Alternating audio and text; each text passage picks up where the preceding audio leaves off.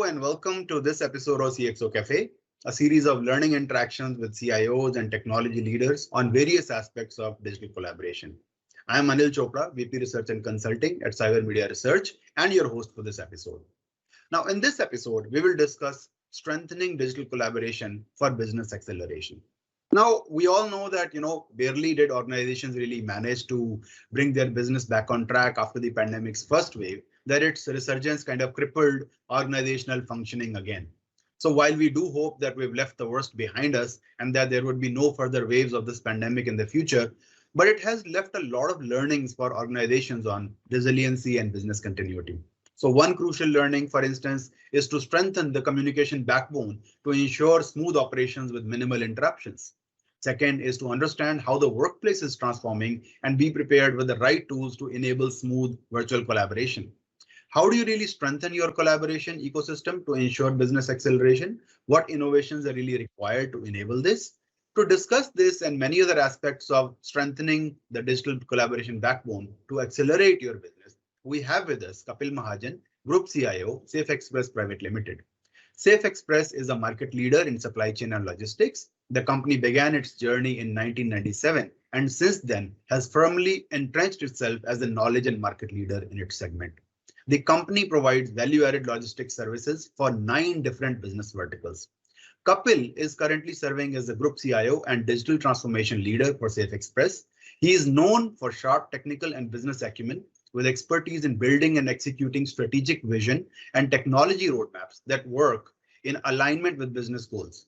He enjoys generating new ideas and devising feasible solutions to broadly relevant problems. Welcome to CXO Cafe, Kapil. Thank you. Thank you for having me, Anil. Kapil, the past 1.5 years have been quite tumultuous for most people.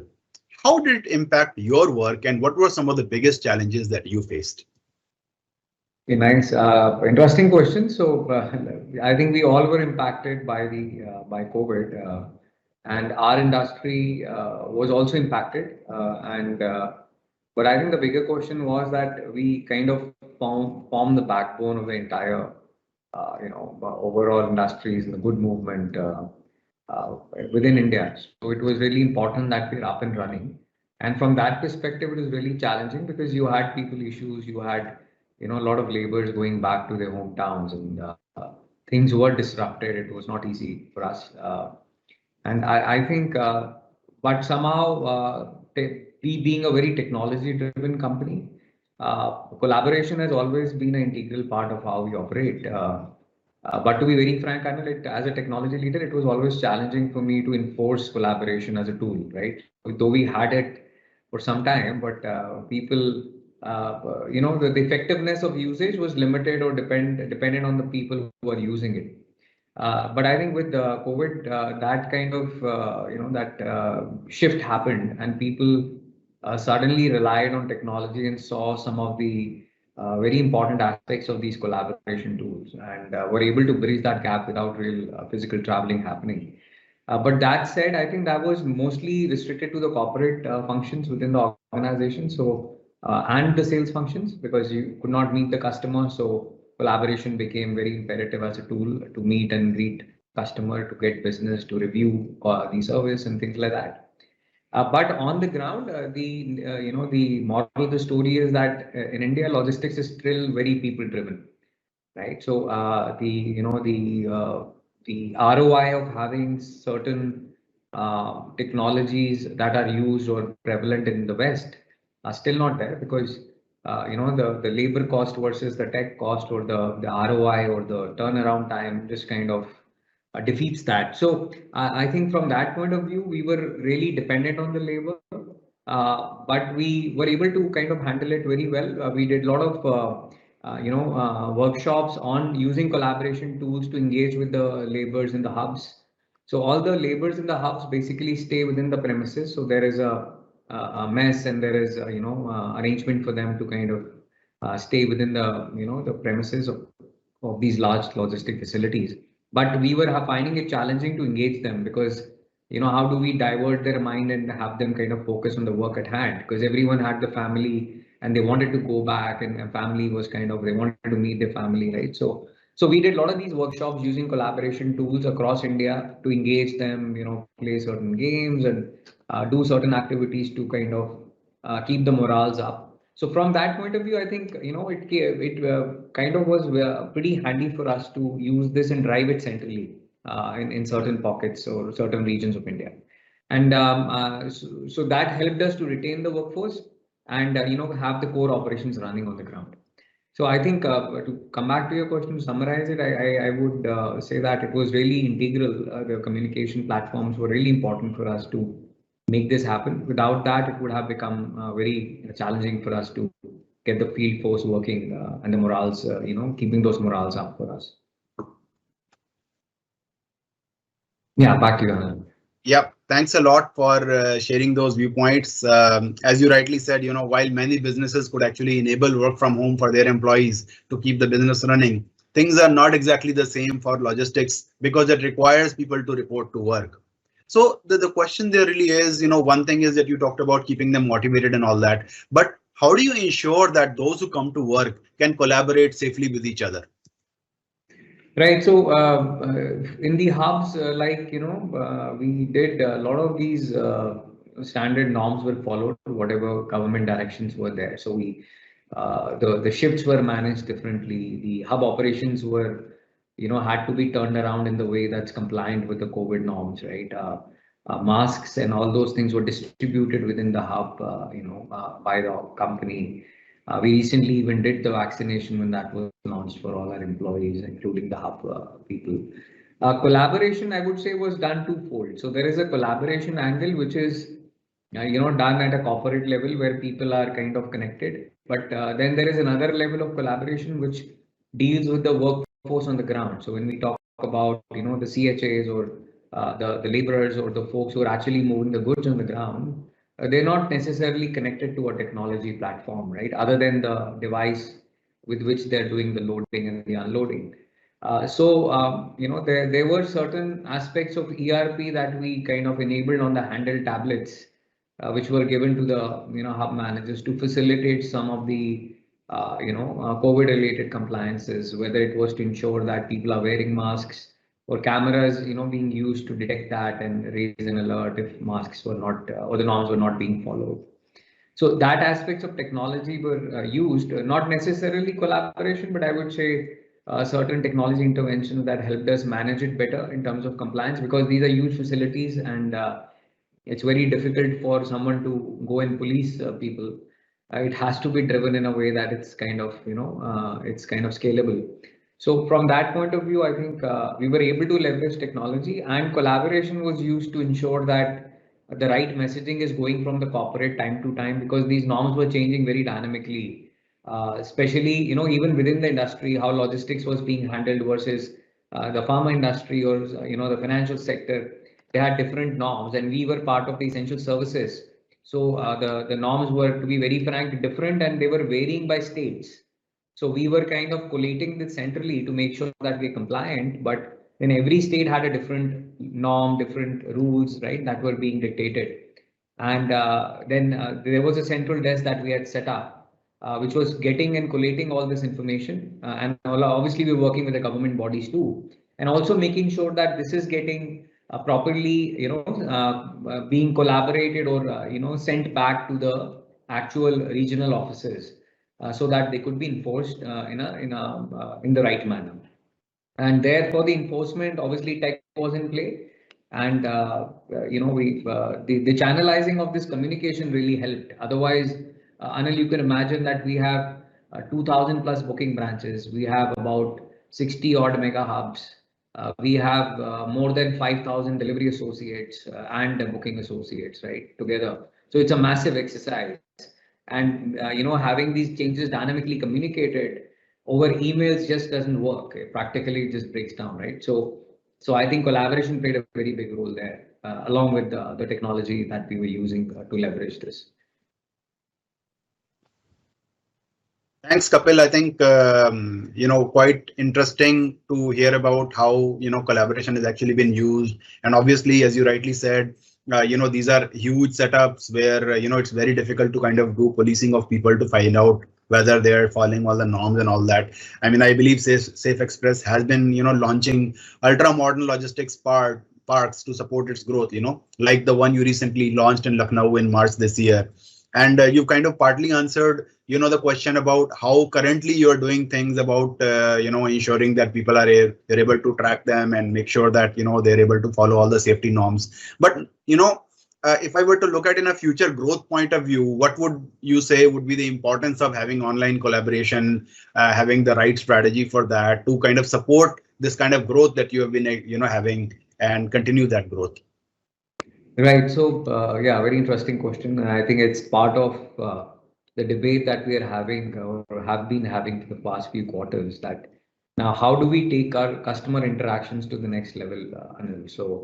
So we've been a very technology centric company, as you know that, or if you don't know, let me just spend a minute there. But we are a very as design, we are we have a model that is very franchisee driven, right? So all our fleet is kind of outsourced, or our booking branches are outsourced, or our delivery partners are outsourced.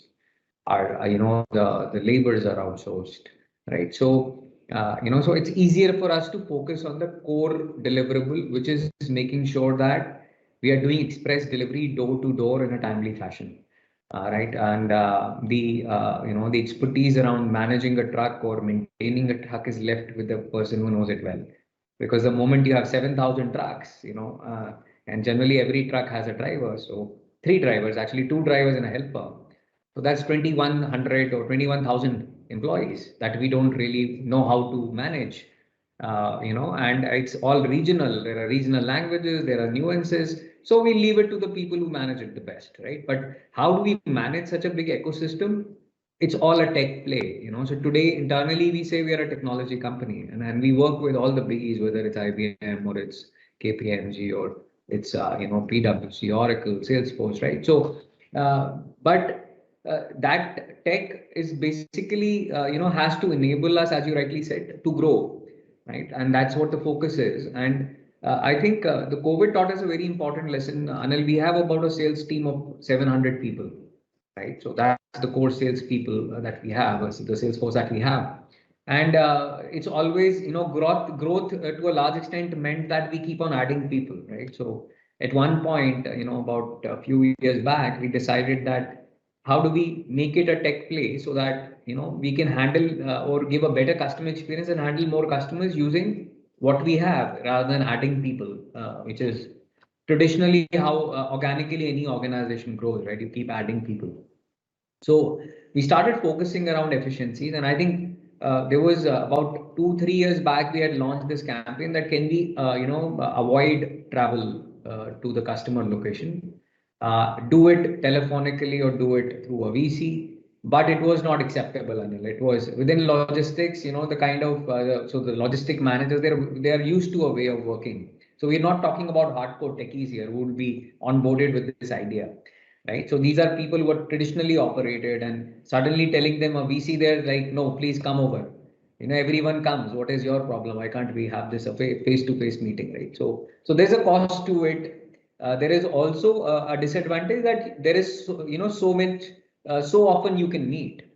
You can't just, go every week. But when it's a technology play, then it becomes that interaction frequencies can go up. Interactions could be meaningful, shorter in duration. You save more time and effort in, that whole travel time can be utilized to probably have calls with 4 more clients additionally, right? Every day. So your productivity goes up. I'm not saying that, the physical meetings will go away. I believe it'll be like a 50-50 or 60-40 kind of a ratio going forward, a hybrid model, so to speak.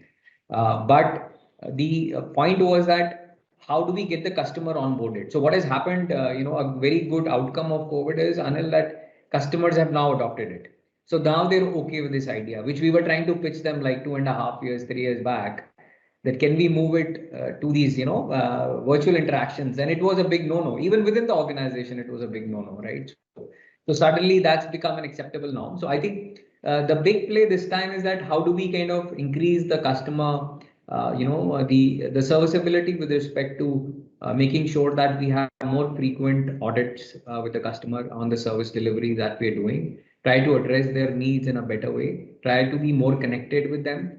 And as a part of that, we have doing certain technology interventions wherein we are doing certain panels where customer is kind of onboarded. So because we also do education, Anil, in logistics.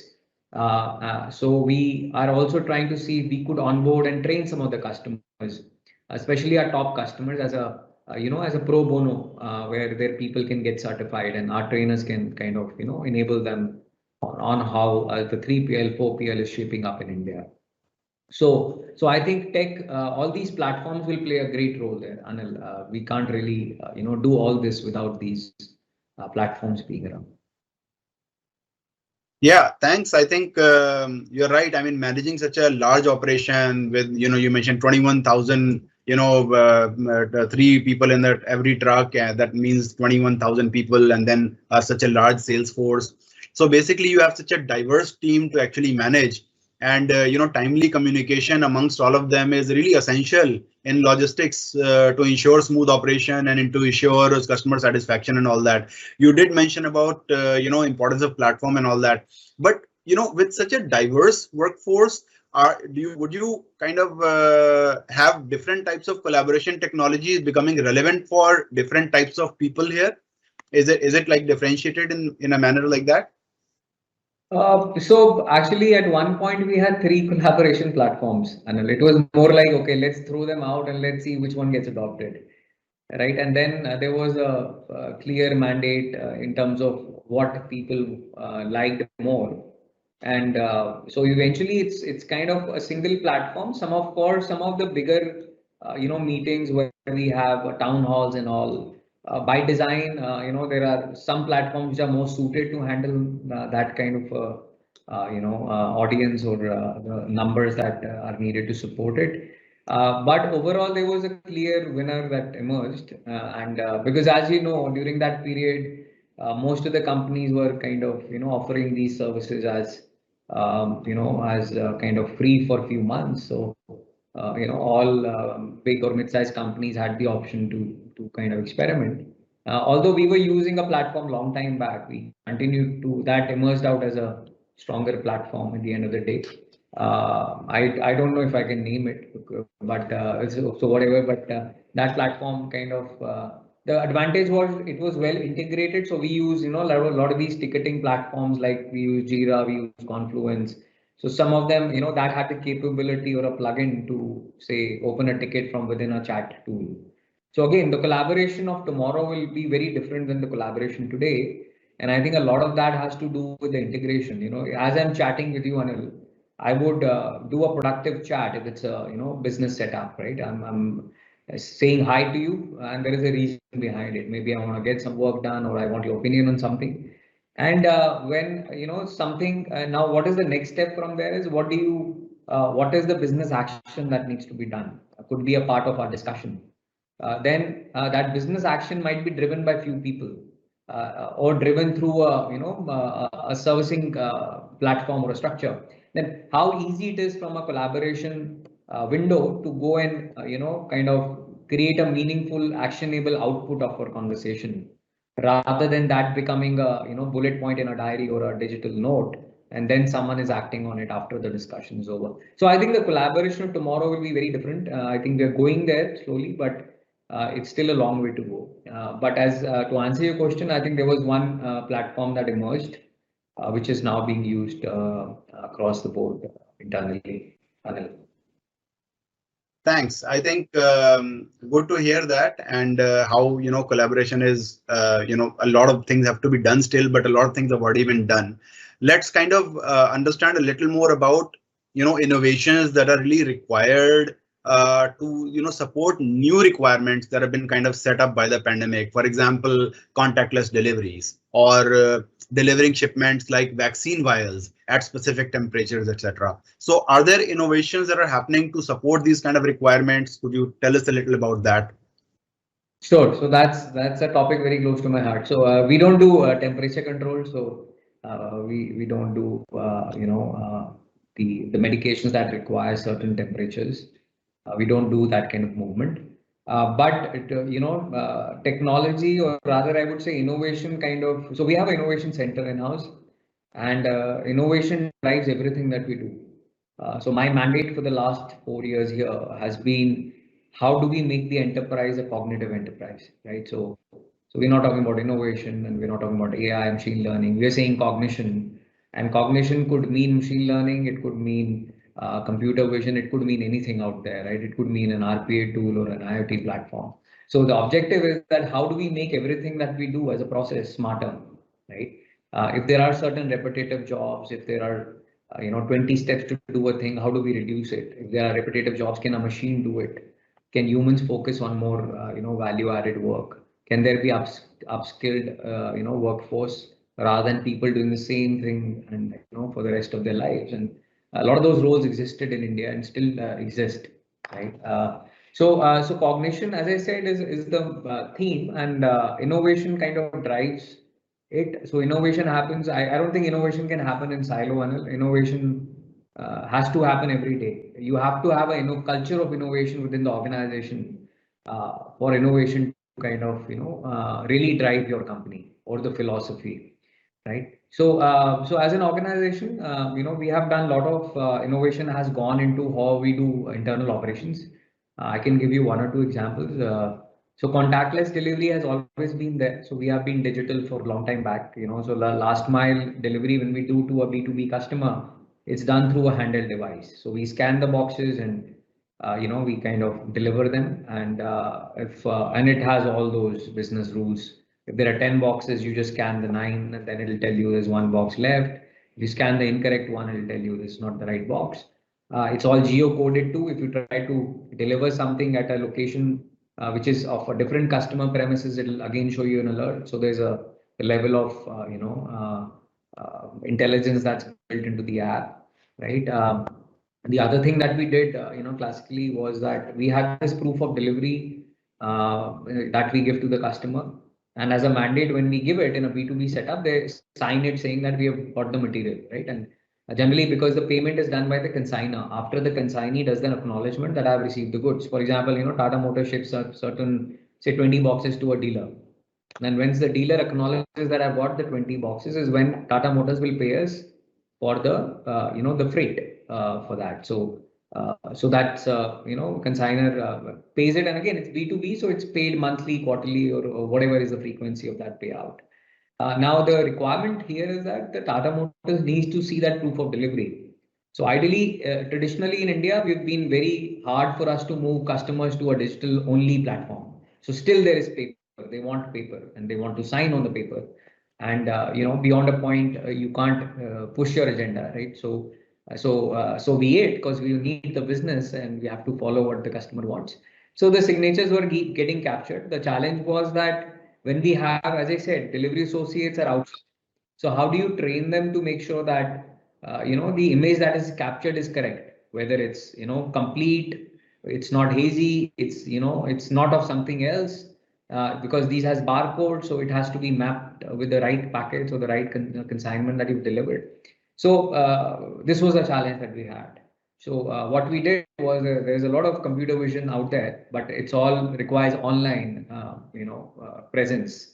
But India, a lot of places, internet is not there. So we had to build an edge computing model that could, so a machine learning model that could run on the edge device without the internet, right? So that is something that we did. It was done in-house, and we built it in a way that now it can, do edge detection of the POD. It can check whether it's the color of the image, the barcode, the labels. It can even detect whether a signature was put or not, or a stamp is there or not, and then immediately make that digital copy available to the consignor.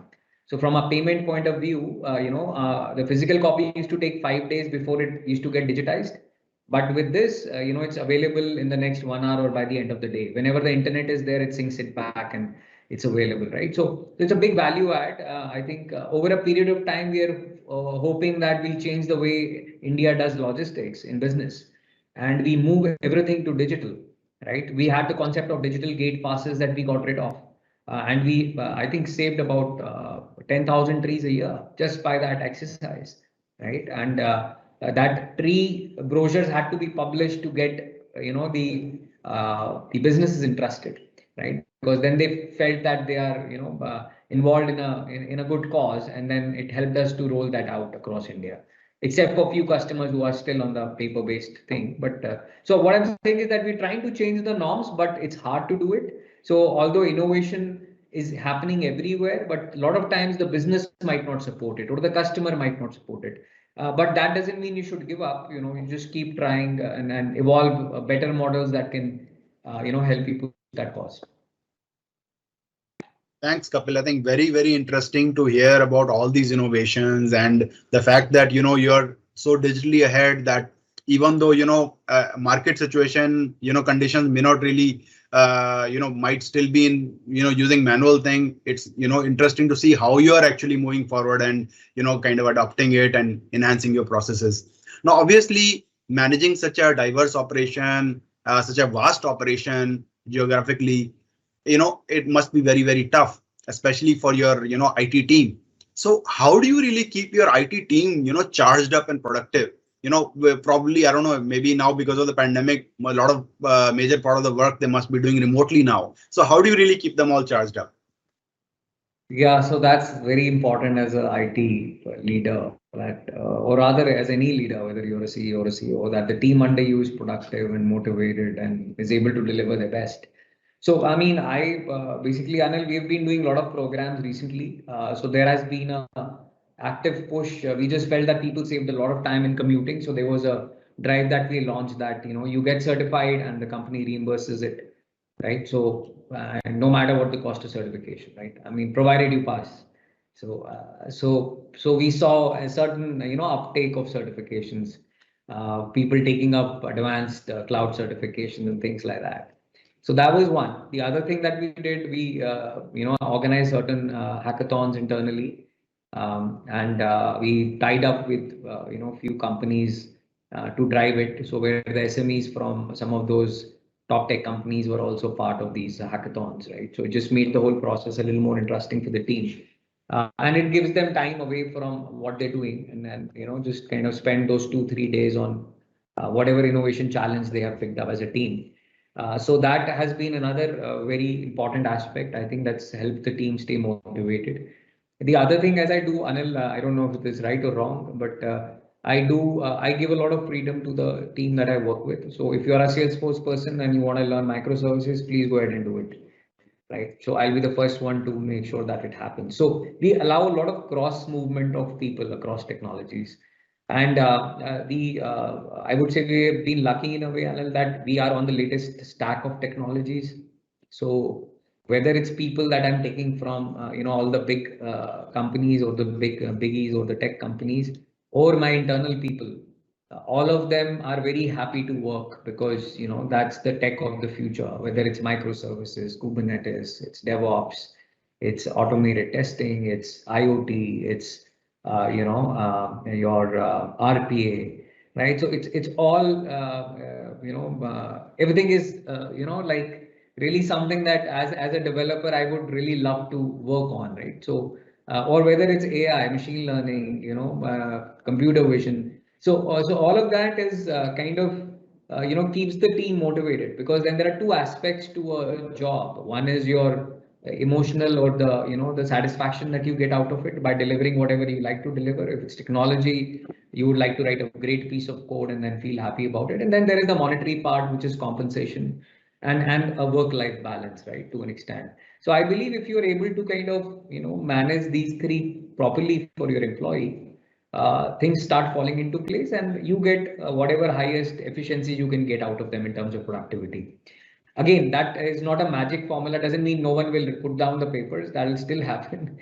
There are always people who kind of you can't hold them. But I think overall this has worked well for us, Anil. I think the attrition counts have been very low, luckily, and team is really motivated and charged. So these were a few of the things that we did in this period with a little more focus than we would have done it traditionally. Thanks, Kapil. I think great to hear about how you are kind of managing the team and keeping them excited. Absolutely, giving them the freedom to be able to choose. Maybe they want to learn something new and you're kind of encouraging that. That I think obviously serves as a great motivator for people to kind of want to stay and kind of learn more and grow with the organization. Last question, Kapil. As a technology leader, I mean, you've obviously been doing so many innovations and you've talked about that. What would be your expectations from digital collaboration tools and technologies to support your growth? Of course, you've used quite a bit of it, but I think it'll be good. You'll be the perfect person to tell us about some of the expectations that you'll really have from digital collaboration tools. Sure. So I think, Anil, I've touched upon a little bit in the earlier question, but I would say, see, one, I'll tell you, there has to be certain interoperability between these collaboration tools now.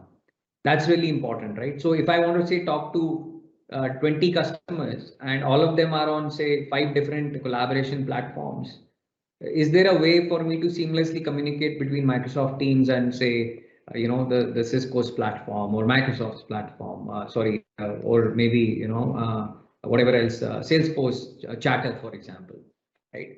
So that's not there. So that's something that needs to happen, because if you really want to enable collaboration, then it has to be seamless, right? And again, it's got its own technology challenges and the IP and a lot of other things around it. So that could be one. For example, we use IP telephony, Cisco, right? Now from a Cisco phone, an IP video phone, if I want to call up, make a Teams call, it's not possible today.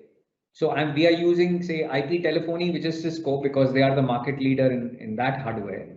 And then maybe Logitech also is doing phenomenally good there.